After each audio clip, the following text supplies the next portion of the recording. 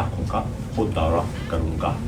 तो मैं उन ख़ानदानों से ये कहना चाहता हूँ, हम आपके दुख में बराबर के शरीक हैं और इंशाअल्लाह जो भी हमारे बस में है हम आपके लिए शुक्रिया। जी फॉरेन मिनिस्टर साहब ये बताइए, मतीन साहब से शुरू कर लेते हैं। जी शुक्रिया, आपने बहुत तफसील से बातें बताई, लेकिन आपने जिस तरह वज़ीर आज़म इमरान खान साहब की प्रेस कॉन्फ्रेंस में आप साथ थे, उन्होंने आलमी बरादरी के ऊपर मुकम्मल मायूसी का इजहार किया कि वो रिस्पॉन्स नहीं आया जो आना चाहिए था। बाकी एलामिये, मजम्मत, तशवीश, सब चीज़ आपकी बिल्कुल सफारती कामयाबी। अब 27 सितंबर से आगे की हिकमत अमली क्या है? देखिए, बात यह है कि आपको थोड़ी सी यहाँ एक तफरीक पैदा करनी होगी। आलमी बिरादरी में वो इदारे भी हैं जिनका मैंने जिक्र किया, ह्यूमन राइट्स बॉडीज हैं, सिविल सोसाइटी है, वेस्टर्न मीडिया है, वो भी तो आलमी बिरादरी का हिस्सा है।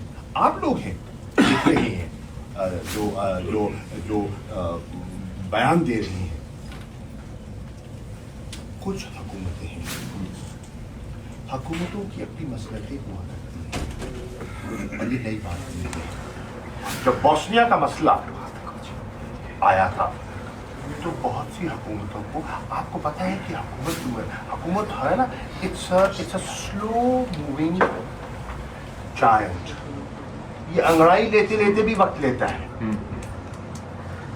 उसमें एक टाइम लैग होता है, लेकिन वी आर कन्विंस्ड कि जो हालात बन रहे हैं, ना चाहते हुए भी हुकूमतें ला ताल्लुक नहीं रह सकेंगी। किस तरह मैं अब इसको एक मिसाल के तौर पर आपको बताना चाहता हूं। बरतानिया में आज 50 से ज्यादा मेंबरान पार्लियामेंट ने खत लिख दिया है और अपनी तशवीश का इजहार कर दिया है। किसको लिखा? Secretary general. बरतानिया की हुकूमत कब तक पार्लियामान से आंख चुराएगी और दावा करेगी कि मैं जमहूरियत हूं? 35 से ज्यादा यूएस कांग्रेस के मेंबरान ने खत लिख दिया।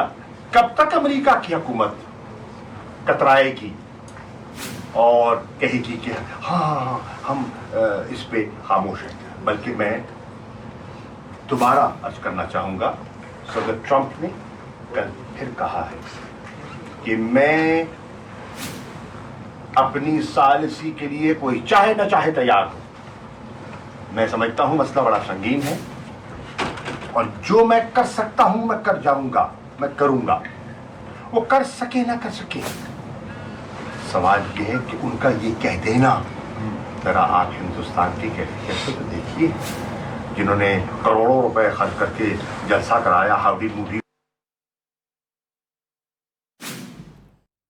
वज़ीर ख़ारजा शाह महमूद कुरैशी न्यूयॉर्क में प्रेस कॉन्फ्रेंस कर रहे थे। उनका कहना था कि भारतीय वज़ीर के जाने के बाद सार्क वज़राए कौंसिल इजलास में पाकिस्तान का नुक्ता नज़र पेश किया।